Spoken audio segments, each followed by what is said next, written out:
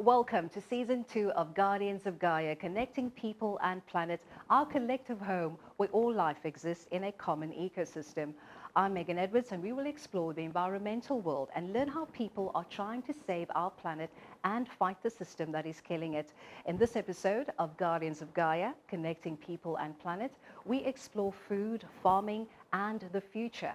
This week, we take a look at the bigger picture, the global industrial food system, how it is not working, and its contribution to hunger and inequality, as well as the environmental destruction it is causing. In next week's episode, we will look at alternative models to the system, people taking action for sustainable solutions from the ground up. Climate change, of course, is having a huge impact on all aspects of our life. We've already looked at energy and water, but another significant impact is on our food. The way we produce food, the kinds of food produced, and how food is distributed contributes to climate change and, of course, therefore, makes us more vulnerable to the impact of climate change. The World Food Programme reports that if you compare the carbon emissions from food waste to countries, food waste is the third largest producer of carbon dioxide in the world. That is after the USA and China. So stay with us on Cape Town TV as we explore the bigger picture of food and farming for the future.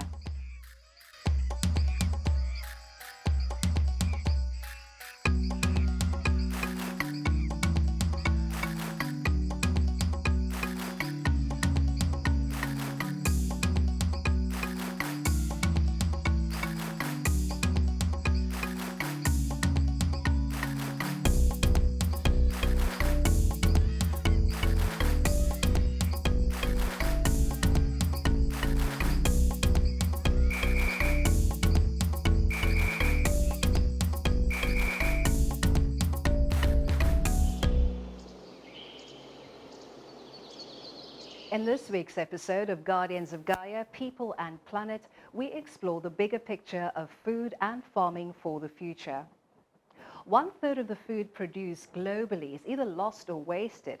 Now, this amounts to about 1.3 billion tons per year, worth approximately $1 trillion.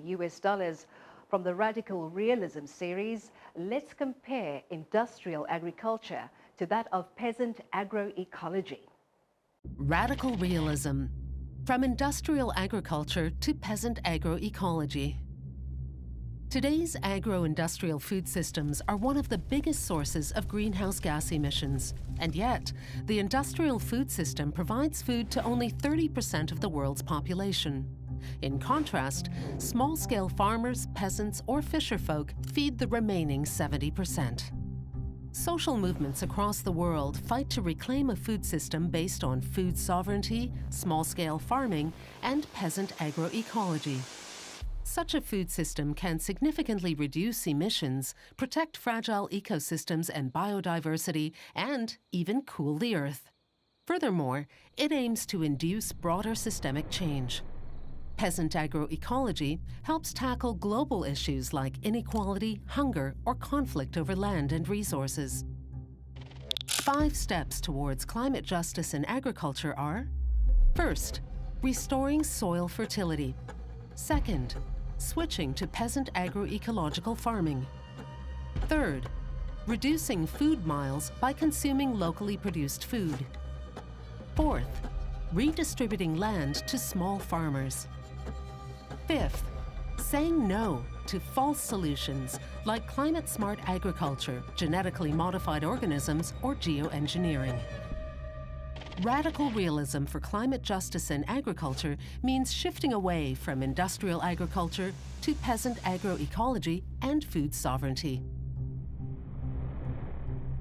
We've just had a look at how the industrial agricultural food system works. What we know is that it uses huge amounts of fossil fuel energy, which is not sustainable. So let's take a look at how food systems need to reduce the use of fossil fuel energy and make food more affordable and healthy. It is true that longevity is increasing. I think it's gone up 17 years since 100 years ago. Very, very impressive. 10 of those years are at the beginning of life. Basically sanitation and vaccination, our ability to get children through childhood. That's where the great gain is. There were plenty of people living to be in their 80s or 90s in the last century if they could survive those first couple years. The 7 years at the other end is by and large a result of medical intervention. And yes, we have come up with ingenious technologies to treat the people we have sickened.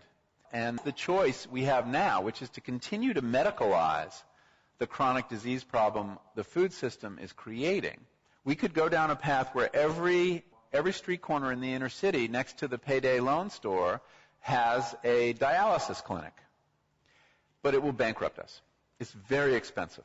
The way we're treating heart disease, great example. We are prolonging the life, and mortality is down, but the underlying incidence of heart disease may not be down at all. There's some dispute about it. But what we've gotten good at is keeping people alive once they have these diseases. So the question you have to answer is that the way you want to deal with it? Now, capitalism loves to deal with problems by creating new industries to solve those problems. And there's a very strong economic imperative to go down that path.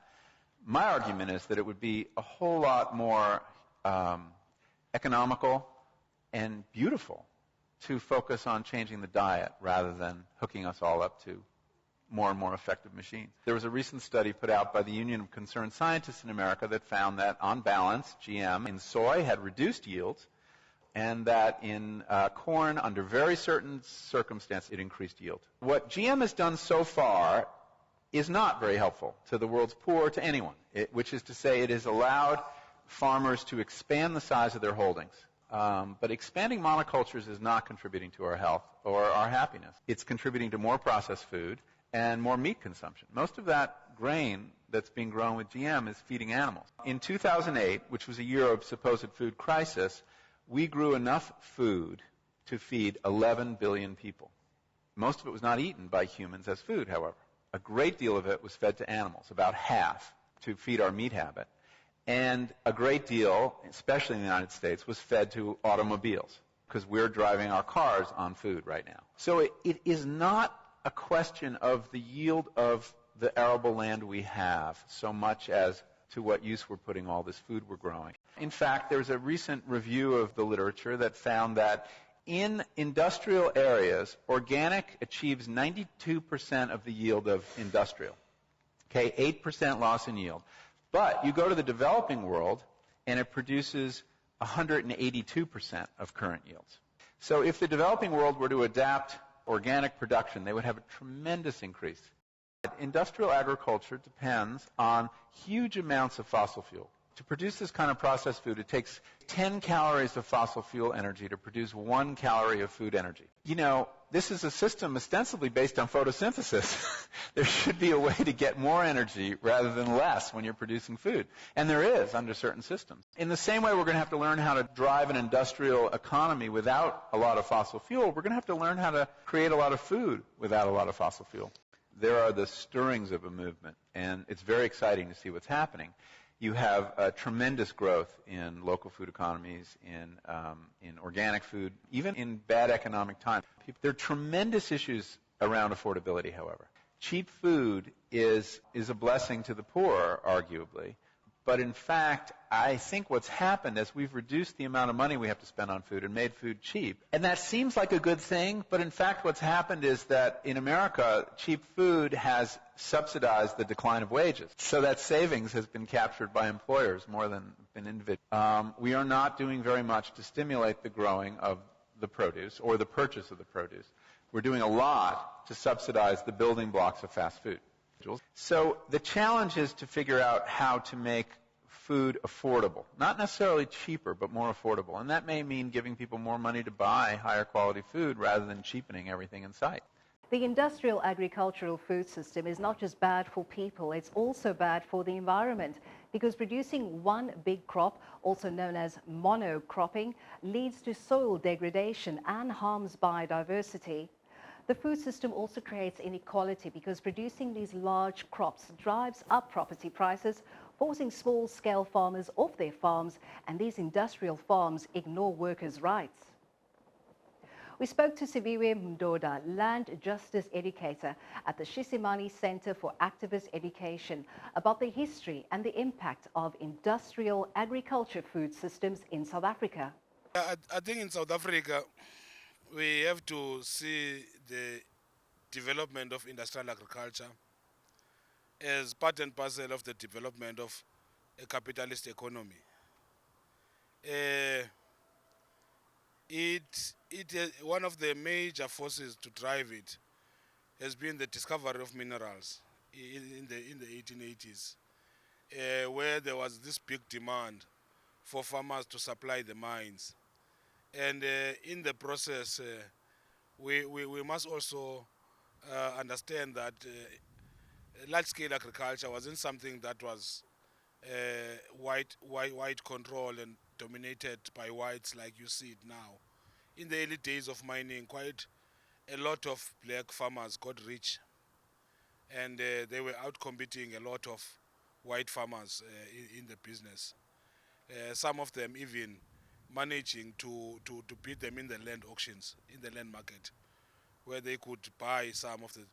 So this necessitated the 1913 Land Act, that there needs to be spaces that are reserved only for white ownership, and blacks are not allowed, no matter how much money do they have, they are not allowed to buy lands in such spaces.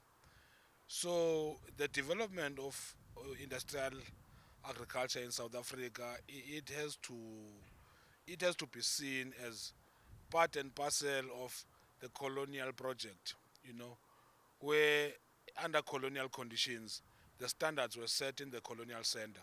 You know how agriculture was developing in Britain. It set the standard for what are the standards which farmers here would need to do.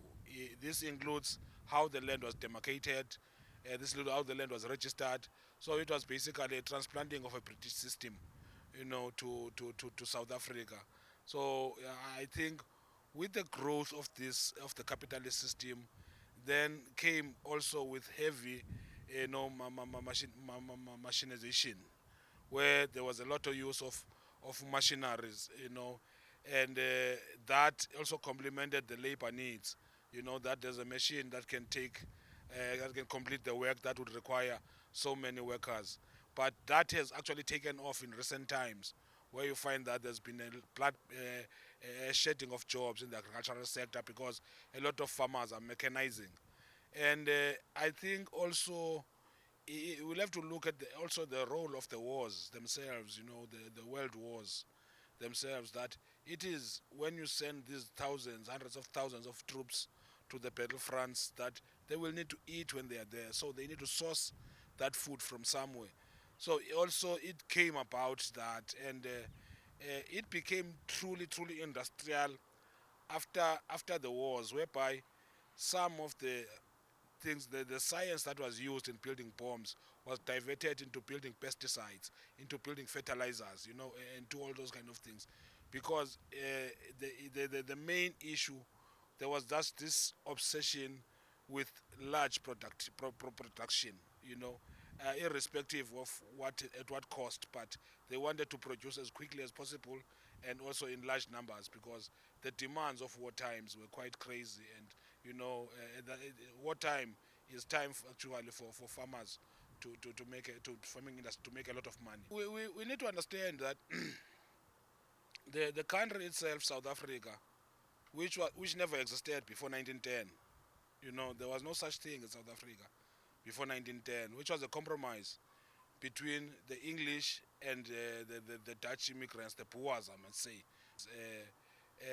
between them, in that the hostilities between the Boers and the English were settled, on the score of, sharing the riches that were coming from this land.